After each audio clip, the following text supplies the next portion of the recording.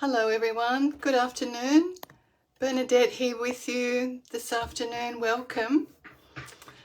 It could be a little bit quiet here online today if you're watching me live, because it is a public holiday here in Australia, and in New South Wales it's public holidays, part of school holidays, and in New South Wales there's a big, probably in the country, big football grand final. So it's not the best time to be watching it live. I don't know that there's many people out there today, but welcome. I'm really happy to be here with you, and I'd love to hear that you're here too. Coming to you from Sydney, from Bidjigal land in Sydney, and I drove up this morning from Wollongong, Dharawal country, so I've been around a little bit today. And just before we get into today's topic of talking about learning, and I've had a lot of fun with this subject. It was given to me, I didn't choose it, but just thinking about it, I had a lot of fun with that. But just a couple of announcements from our sponsors. I'd love you to know that next weekend we're having a Wellness for Women weekend at Quest, and it's going to be a beautiful weekend. We're going to be talking about the pillars of wellness and having some, just being at Quest is enhancing our sense of being well, isn't it? With the good food and the good environment. But it's going to be a beautiful weekend. So that's next weekend. And a little bit later in the month, there is a weekend looking at grief. And I have been kind of in this landscape of grief for the last few years, 3 years really, a lot of grief and a lot of loss. And I feel like I've been writing my PhD in the subject of grief. And what I know is that it's not good not to be alone with it. And it's good to have some sense of coming together and some sense of ritual around our losses. So yeah, 2 things to be coming up that I'll be involved with. There's always so much going on. But that I'll be involved with is next weekend, Women's Weekend, and a grief weekend at the end of the month. So welcome. It's good to be here with you. I can see there's a few of you here, and I'm very happy to be with you. So today we're going to talk about embracing lifetime learning or continued learning. And like I said, I was given this topic. I didn't choose it, but I really enjoyed thinking about it. We know learning is good for us on so many levels, for our resilience, for our memory, for our confidence, for all the things that make life good. But I'd love to hear from you, and maybe you can, I'm not sure that I can actually see your, the settings have all changed on Facebook, but hopefully I can, if you want to write down in the comments, what are some of the things you've learned that you really love? Because, I think it's really helpful to us to share what are some of our best learnings. At Quest, we always say that 2 things really about learning. When we come together for this week or this program at Quest, we are in an educational kind of format, psychoeducational group, right? But 2 of the things I really love about the program is, 1, the concept, the idea that we are a work in progress. Don't you love that? Just that implicit in that is that we're not finished yet, and that we're always learning, and there's self-compassion in that. There's a little self-forgiveness and just acceptance of where we are now. And there's some real juice in that as a life skill, right? So we're a work in progress. That's one of our fundamental ideas that we explore at Quest. And the other thing that I think is to do with lifetime learning is that at Quest we really pose the question of, how did we come to be the way we are? How did we come to be the way we are? And when we really delve into that, we realize that we're far more than our stories, far more than our circumstances and our thoughts and our beliefs and our ideas about ourselves, and more than everything we've been taught and how we've been taught to think about ourselves. So these are really fascinating questions. I'm going to unpack a little bit of that. Hi, the names I can see are Karen and Robin. Hi, and Sue. It's lovely to be with you. Really appreciate that. And I hope that if anyone's typing anything, I'll be able to see that.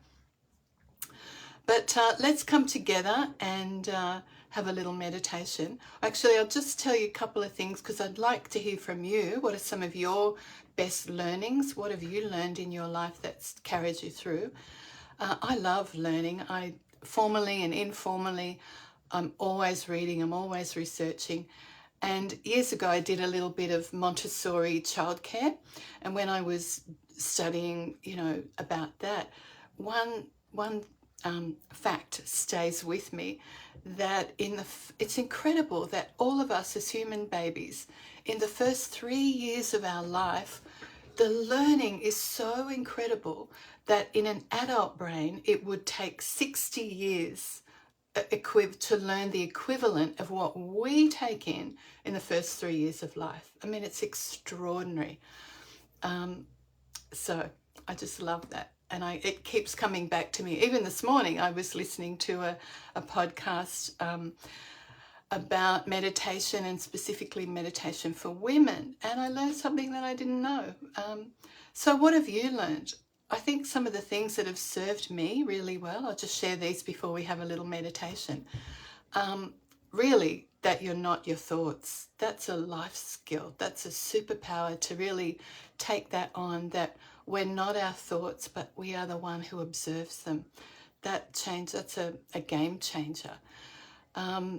Something else that I've learned about learning is that I had to do a lot of unlearning in my life. When I first started training in yoga, like nearly 40 years ago, I was letting outside teachers and students of those teachers and the systems that they taught in, I was letting them tell me what to do, rather than what actually took me into it first, which was the feeling in my own body.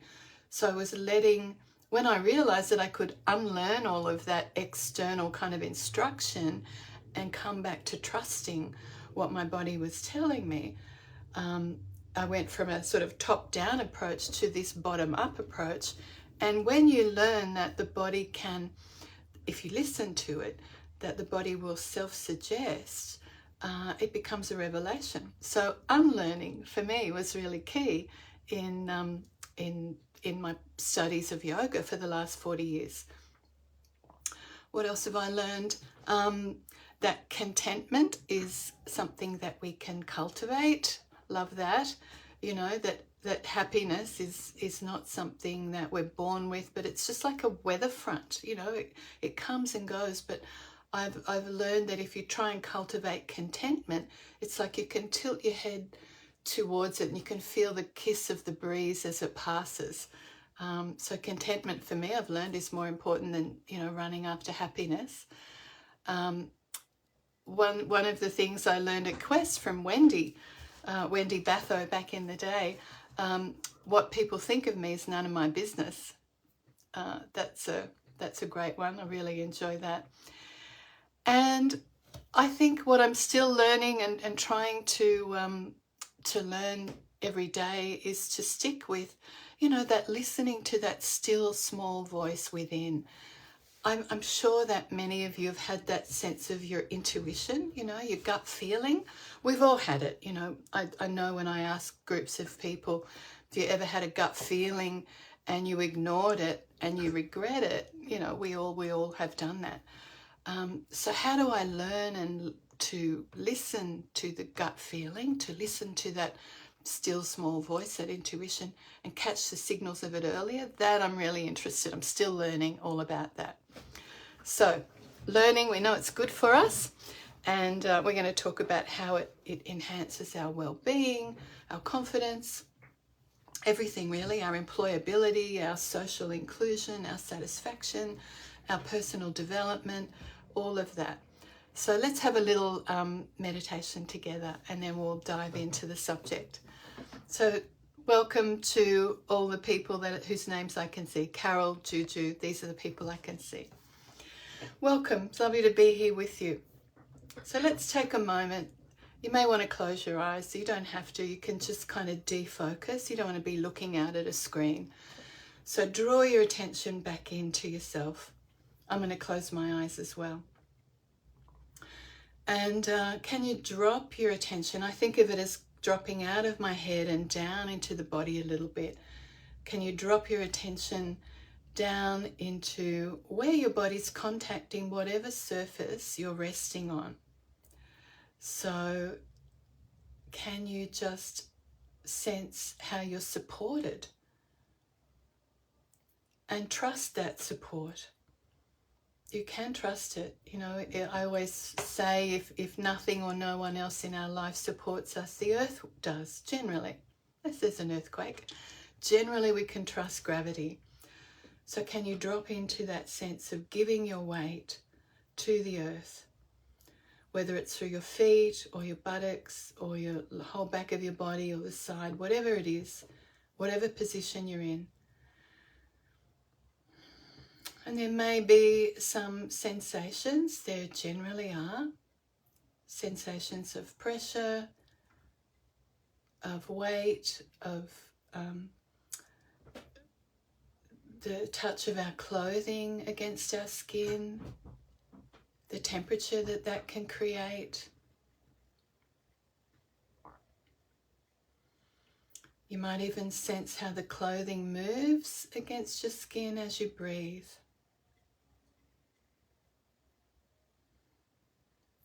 You might notice the movement of air and the touch of air on your hands or your cheeks.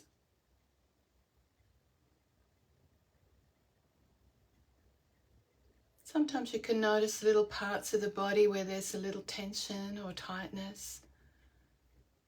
That's generally what we notice first, is areas of discomfort.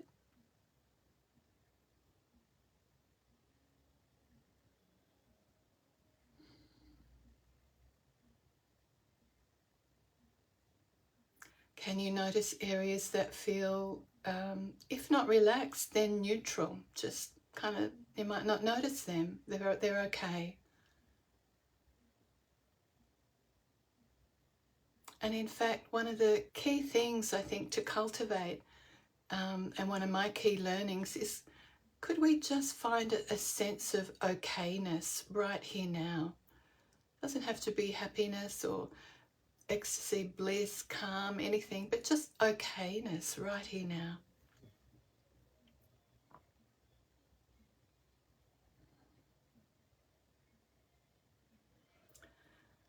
And you might notice that your body's breathing. You may have turned your attention there, but if not, can you just notice, where do you feel the breath most clearly?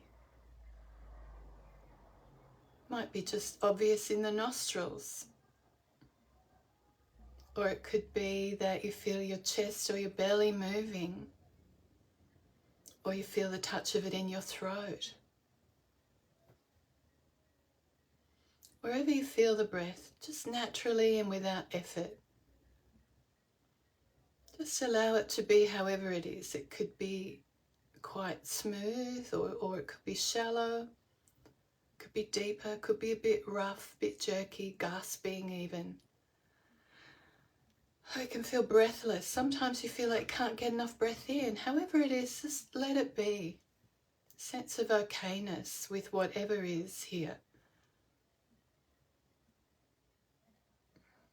Let's just welcome in. That's the art of meditation. That's the key of meditation.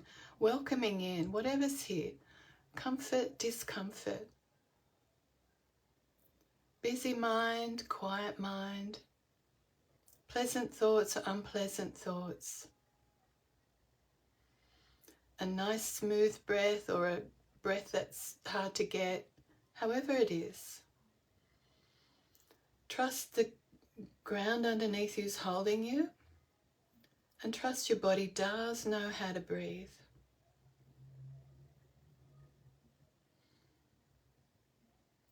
And trusting to the company of one another, that we can lean into this virtual support, this virtual connection that we have with each other, whether we're watching live or sometime down the track.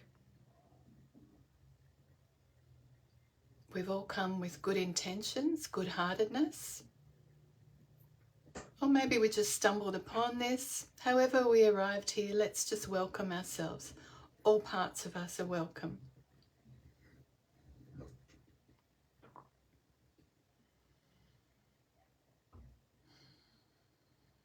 So let's just allow a nice, full, easy breath in and let it out. And let the out breath become a little bit longer, if you can, than the in breath.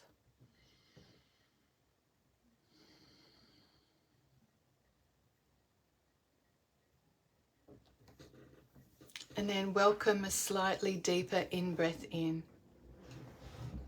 And you might like to just welcome a little bit of movement back in. I like to just move my body a bit after I've sat for a moment.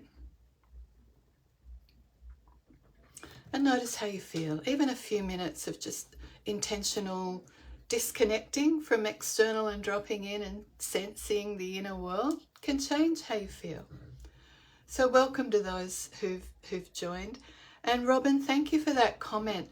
Robin has said here, maybe you can see that, that she's learned that she won't be happy when. And that's another thing we talk about at Quest, not putting off happiness to a future time. She's learned that she can find contentment every day. And as a result, you're a much happier person. Absolutely. Thank you for sharing that, Robin. I'm with you in that. Contentment is doable. And even when things are not going well, like as I said in the beginning, have been in this landscape of a lot of loss for the last 3 years, and it's taken a huge toll in many ways. But I have learned that even in the midst of that, we can find a little pocket of joy in every day. It might only be momentary, but we can deliberately do that, and that changes things.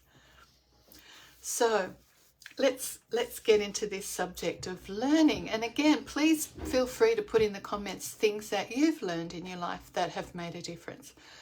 I Googled what does AI say about learning, and here's what it says about lifetime learning.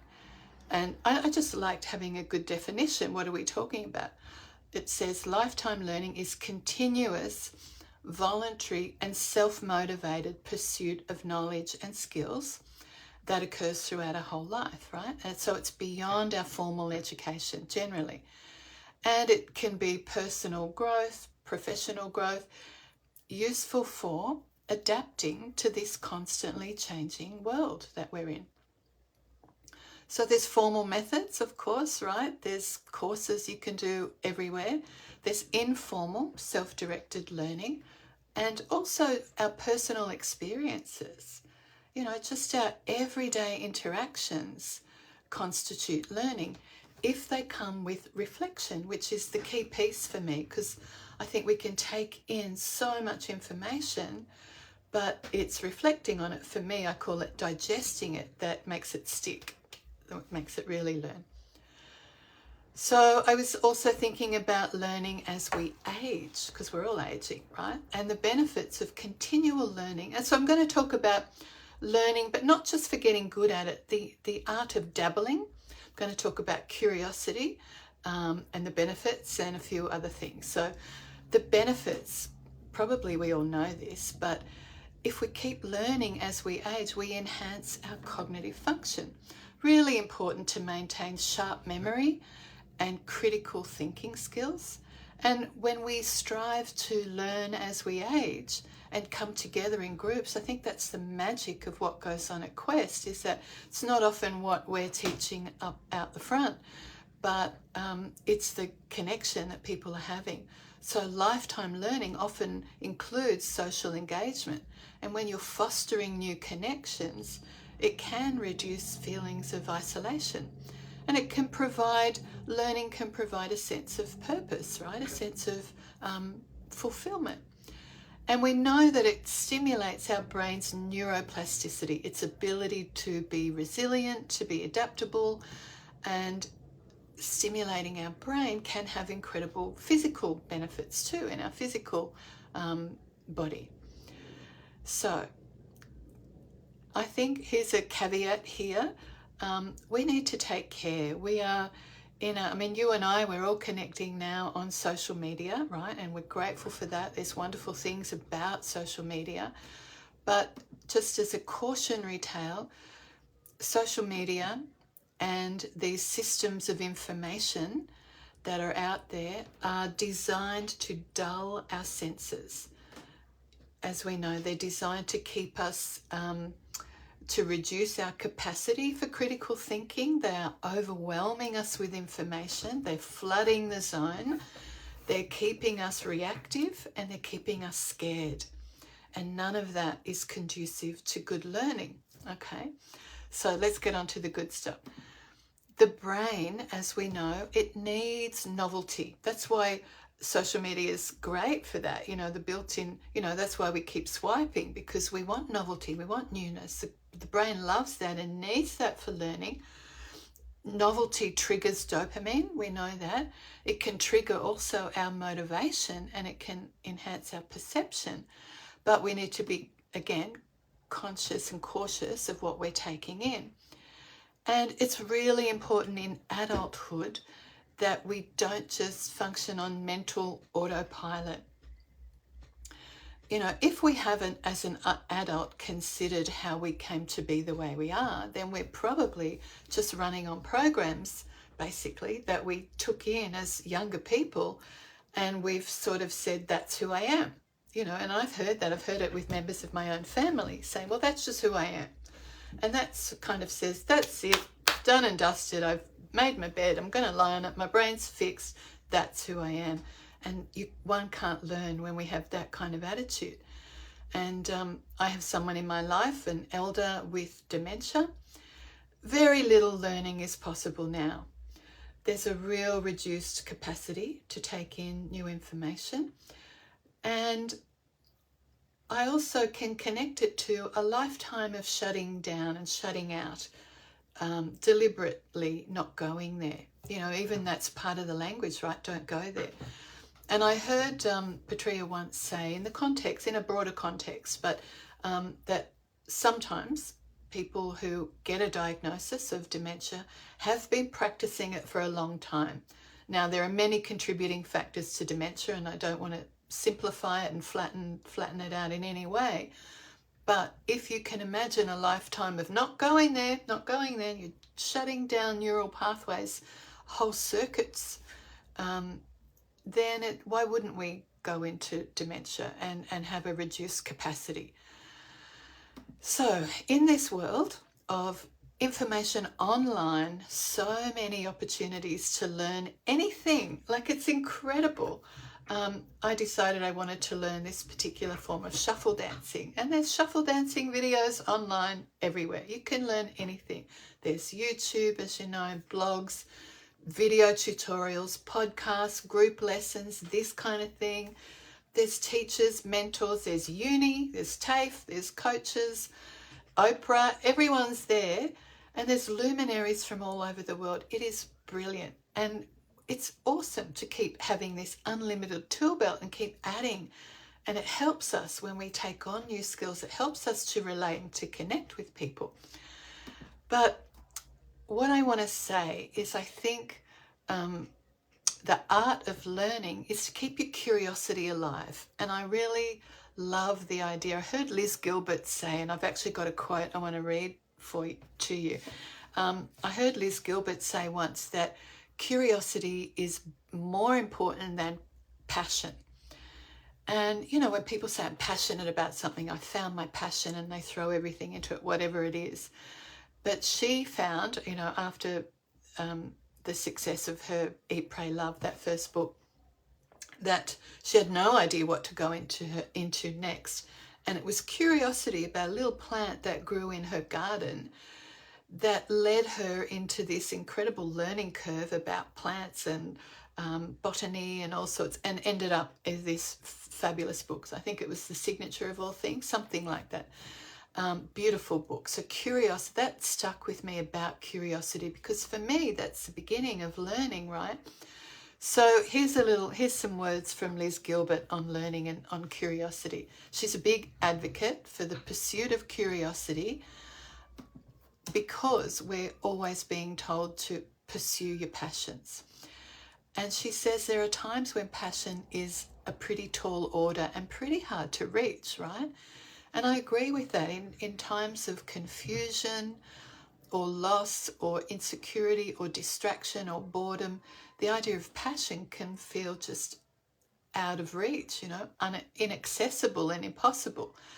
And so in those times, you know what it feels like when you're feeling disconnected, depressed. You're lucky to just get your washing done. That's about as high as you can aim. And if someone says follow your passion, that's just a tall order. But curiosity is always in reach. So she says, passion is a tower of flame, but curiosity is a tiny tap on the shoulder, a little whisper in the air that says, hey, that's kind of interesting. So passion is rare. Curiosity is everyday. Curiosity is therefore a lot easier to reach at times than full-on passion.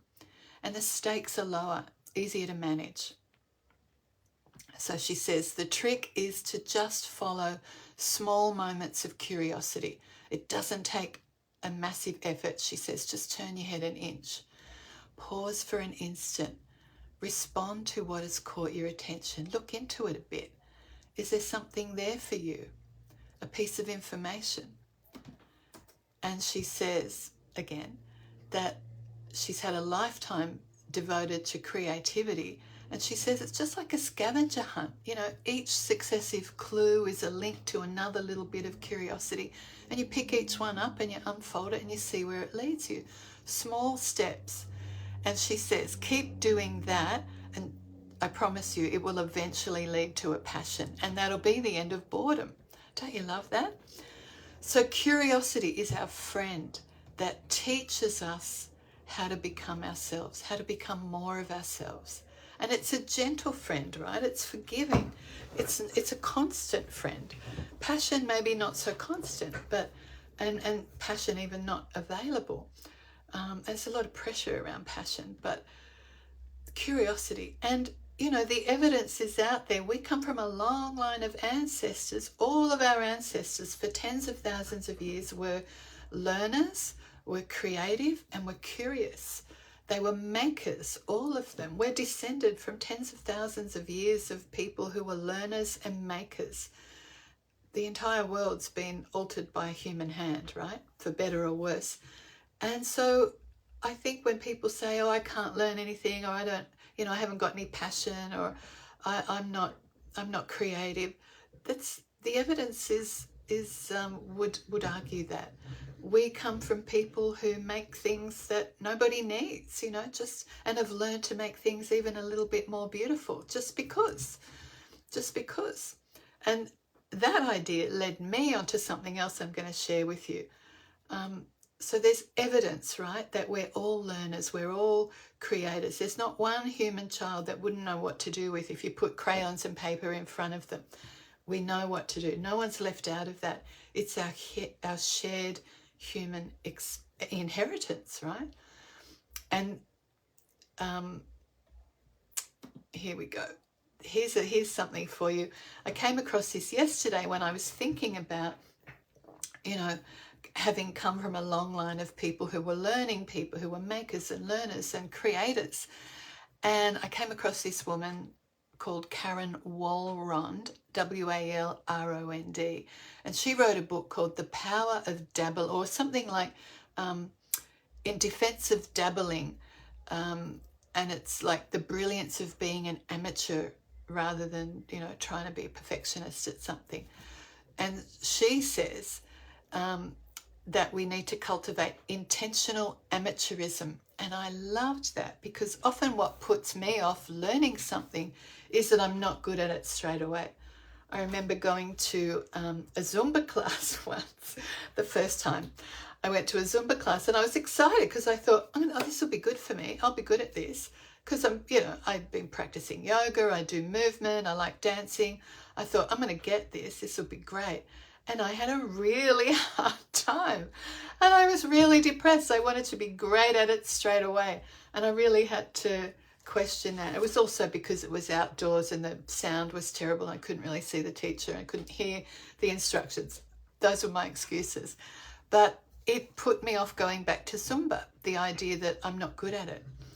And so when I heard this phrase, intentional amateurism, that it's the opposite of getting really good at something. It's just doing something. It's noodling away. It's just dabbling at something, not for the purpose of being really good or being amazing at it. And that leads to, it's self-transcendent. You get out of your head and you actually, and I'm sure some of us do that, you know, with hobbies and different crafts, but it's literally just doing something for the sake of doing it, not with the intention of professionalizing it or earning money from it or turning it into a side hustle or, you know, being recognized. We're just staying out of perfectionism, and I love that. So it's doing it right versus just doing it, just intentionally returning to something again and again without feeling that you've got to get good at it. So I just wonder if I can show you what I've been doing. I've taken up, well, I haven't taken up, I've just bought myself a box of watercolors, and I'm not real good at it. Here's a couple of the things I did. They're not great, but I don't care. I just have, actually, I guess I took up that intentional amateurism attitude because I just thought, I don't care. I'm not even going to bother about taking lessons. I'm just going to return to it. And I wonder if you guys are doing anything like that. And so this intentional amateurism, which is a great way of learning, it's got some qualities for it. Oh, I like that you like that idea. Thank you. Here's some qualities which are, in the scheme of looking at learning for our whole lives, for all the benefits that we get, when you include these qualities in our learning, then it becomes fun and it changes our neurology incredibly. So intentional amateurism has a quality of playfulness, right? Very important. And I remember hearing years ago that a lot of research was done on serious criminals, and the research on, you know, seriously bad people, not all people, but seriously bad, like psychopaths maybe, did not have enough play in them. I mean, not to simplify anything, right? But there was a lack of playfulness in those early developmental years. So we need play as a child, but we also need it as an adult, because when we're playing, you've probably had that experience, right? You lose that sense of time, but more importantly, we also lose that sense of ourself. We disconnect from that sense of me and mine, the idea and the time and all of that. We're doing it just for the fun of it. So playfulness, it's got to have the quality. And here's an idea I really liked, that we put ourselves in the stretch zone versus the comfort zone. So the comfort zone is you start where you're comfortable, right? And then you just see if you can stretch it a little more. So, you know, I like the ocean, I like swimming. A stretch for me, you know, I'm comfortable in the ocean, not a good swimmer, but I'm comfortable in the ocean. But a stretch for me might be learning how to surf, right? I'm comfortable in the ocean. I could stretch to have some surfing lessons. You might be comfortable in a group setting in a yoga class or a Pilates class. So you're comfortable in groups, you know you can learn in groups. A stretch for you might be going to a dance class. It's moving your body in a different way. So I like that idea of starting from your comfort zone and just stretching a little bit. Another quality of intentional amateurism as a way into learning, right? Curiosity is a way in. Intentional amateurism is a way in. And it comes with self-compassion. Key. Being compassionate to ourselves when we fail. Like when I do what I think is like an ugly drawing or an ugly painting, didn't match what I had in my mind. It's like, it's okay. I don't want to hold myself to a standard of what I think I should be able to do, or some just utopian standard of perfection, what I think I should be able to do, you know, or even what I could do, like self-compassion. You know, when I go to a yoga class, I have to bring a bit of self-compassion, because I can't do the yoga I could do 20 years ago, 40 years ago. I can't do the yoga I did then. I have to just lean in and try and enjoy what's here with me now, right? Another thing about learning is that we're scratching a curiosity itch, but the curiosity is just not about the learning that we're doing, but how is this learning that I'm doing changing me? I really like that. So when I'm sitting down doing some of my watercolors, you know, I'm not just learning about how the paint works and how the paper works and which brush does what, but I'm learning about how this practice is changing me.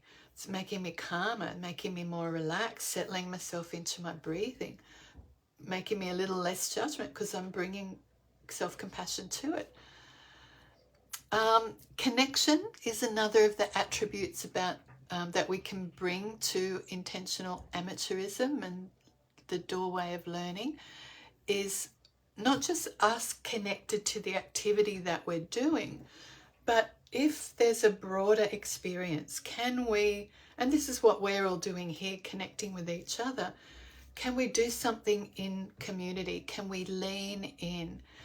Can we, you know, probably some of you go to groups and things where you can cheer each other on, where you can, you know, it's healthy to, you know, practice amateurism together, to not be great at something in common, to have that collective, you know, that effervescence of being in a group where it's healing and it's nurturing when we do things together, you know, some sort of craft-based circles, you know, when we're just doing our own thing with people. Really important.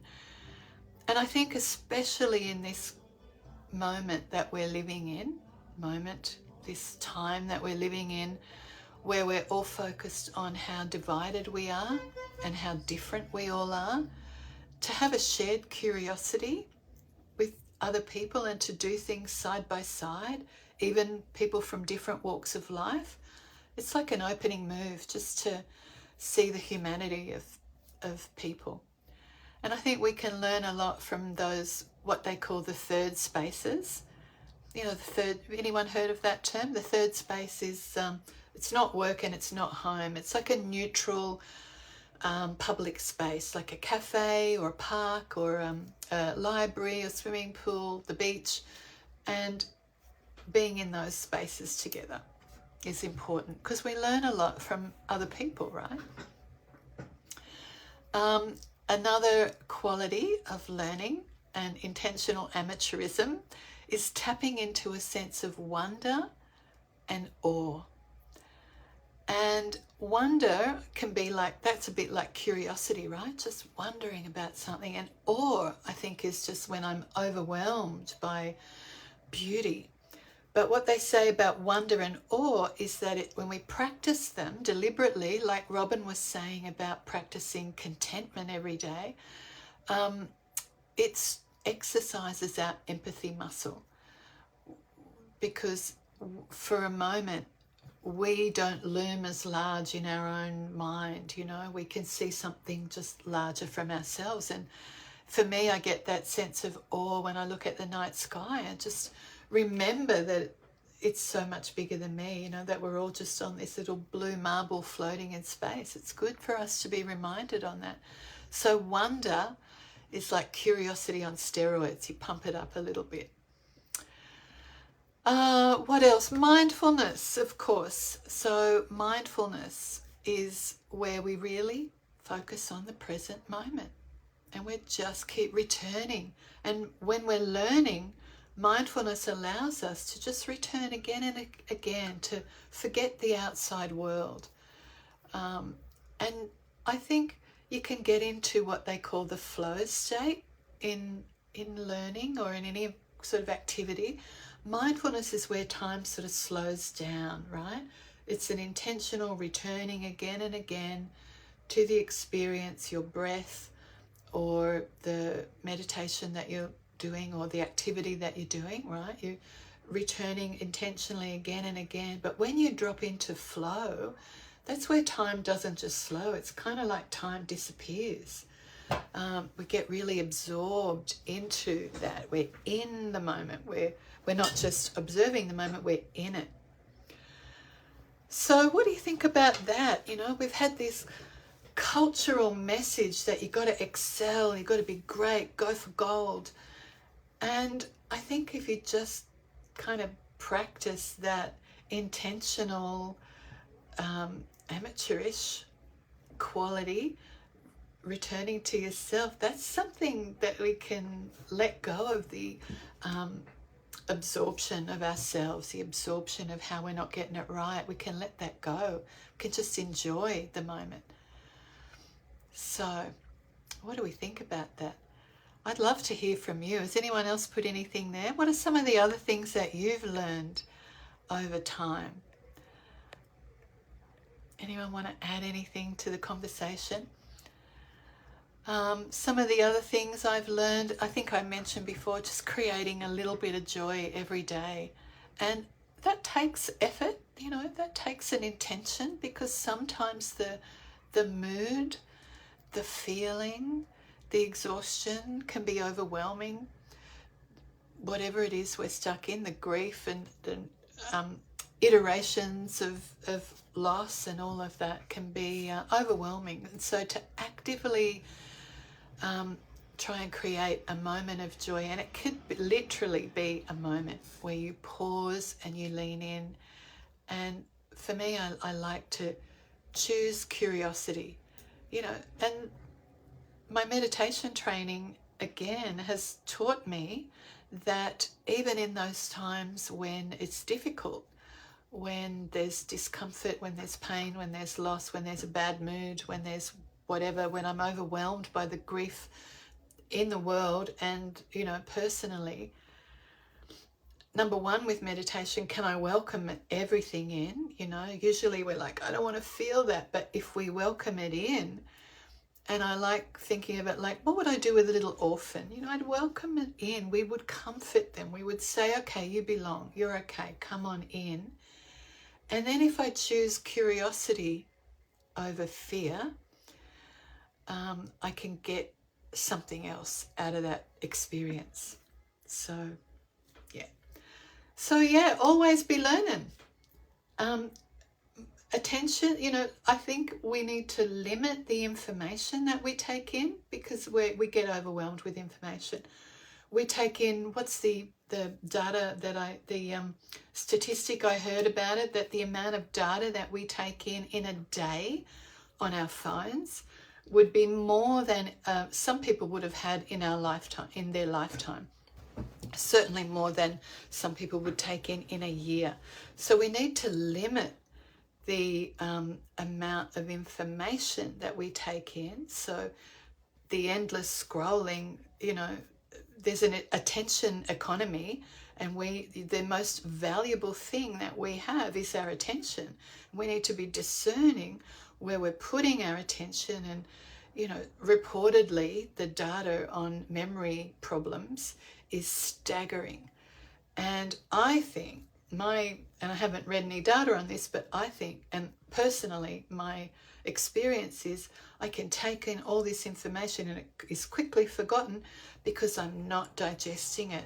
I'm not metabolizing it. I'm not thinking about it. I'm not questioning it. I'm not turning it over. I'm not ruminating on it. I'm just, you know, that bit of information flies out and the next bit comes in. So be mindful what you take in, limit information, but what you have taken it in, see if you can digest it a bit and play with it and metabolize it. And if it's not useful, we get to let it go. I see there's a comment here. Thanks, Shana Lee, for saying something. Go to U3A with senior people and you learn so much from them. Learn so much about them and myself. I learned compassion for self and others and lots of new skills. Yes, not just the skills in the classes, but the skills of interacting with a diverse group of people. Thank you so much. That's exactly what we're talking about. And I think that's what I said in the beginning. It's like we learn from our everyday experience if we reflect on it And that's the key piece. We need to, consider what that person said to us or what we noticed them doing. And that's beautiful. The U3A, being with a group of older people, learning from them, being in that third space, cheering each other on and doing our own activity, but in company. That is the best thing we can do for our brains and our nervous systems, and for keeping that neuroplasticity alive, that ability of our brain to adapt to a constantly evolving world. Thank you, Shana Lee. I love that. It's beautiful. And I'm sure other people can relate to that. So let's have another little practice together, because as we know, meditation is one of the keys for improving our cognitive function, improving our capacity to learn. Meditation also has a lot of the benefits of learning, which is a sharper memory, more critical thinking, boosting confidence and self-esteem, all that stuff. So just excuse me while I blow my nose off camera, and then I'll be back with you. Okay, so let's come together and do a little practice together. And maybe I think sometimes of meditation, I'm just clearing the screen, the windscreen of through which I look at the world. I'm cleaning that so that I can see more clearly. Or maybe I'm clearing the blackboard so that I can take on more information. But yeah, let's drop in together. So, any thoughts that are there, welcome. Any sensations that are there, all welcome. Any sounds in the environment, also welcome.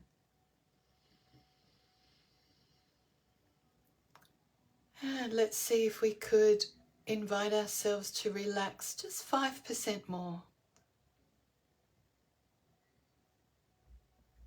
Maybe there's a favorite sort of tension spot you always notice, you're holding onto your shoulder or something. Could you just invite it to relax? And even if it doesn't instantly release, it's okay. Just being with what is, welcoming everything.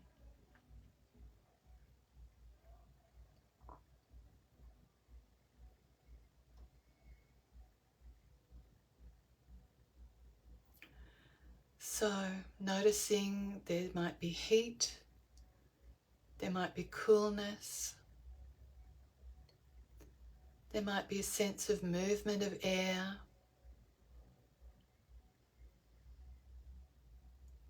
And just deliberately direct your attention to the touch of clothing on your skin. And feel where it's a bit tighter, where it's a bit looser. Maybe you can notice the texture of it, the temperature it helps to create, how it moves against your skin every time that you breathe.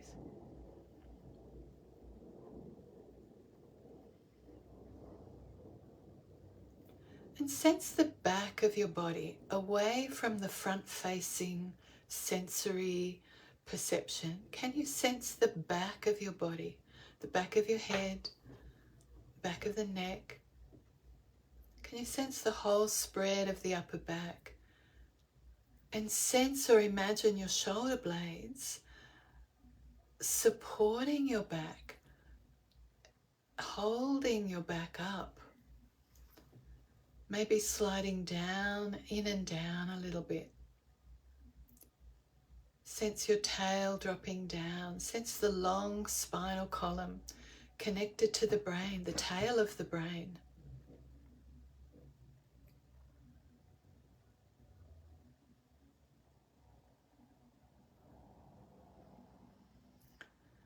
And there's movement, the body's breathing. The breath is coming and going of its own accord. We don't need to control it, change it, try and influence it.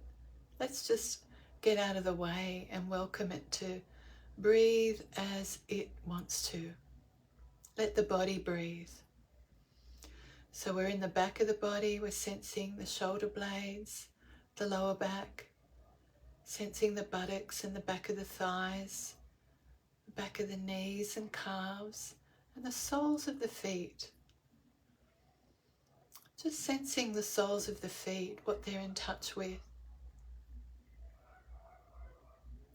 And sensing the tops of the feet, the toes, and I like to imagine all of the tendons and joints and bones and knuckles and muscles and all the ligaments of the feet just spreading a little, relaxing a little.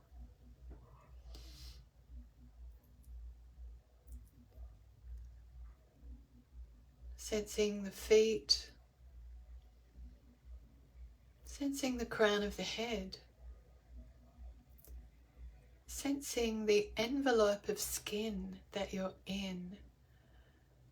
What information is the skin giving you?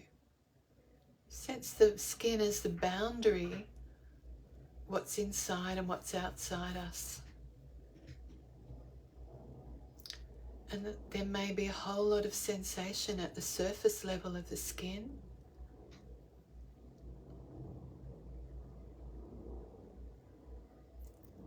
And within there can be a sense of a whole lot of sensations, like a vast symphony, a field of global sensation inside the body. All of it welcome.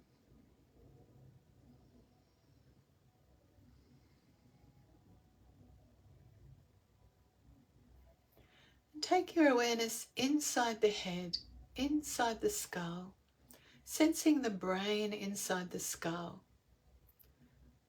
There might be some sensation, there might be tingling, warmth, coolness, vibration, could be discomfort.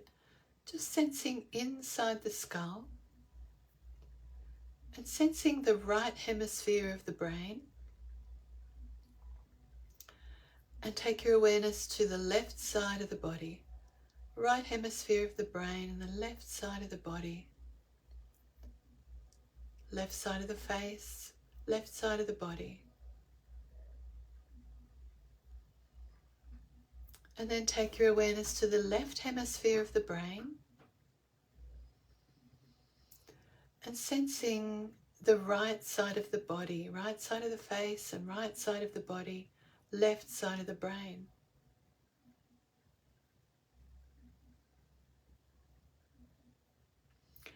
And imagine or sense a seam at the center of the body where left and right side meet. And sense the whole brain, the whole body, the whole field of sensation. And sense the intelligence, the innate intelligence in every cell of the body.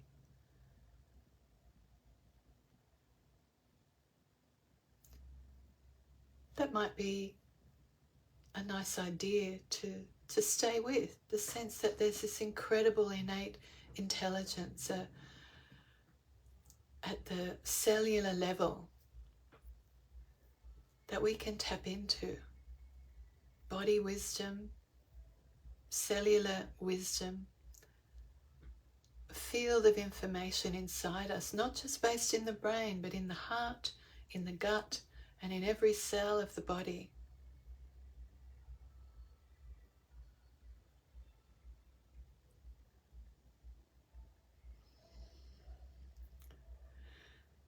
And then just gently breathe a little more fully. Invite the breath in.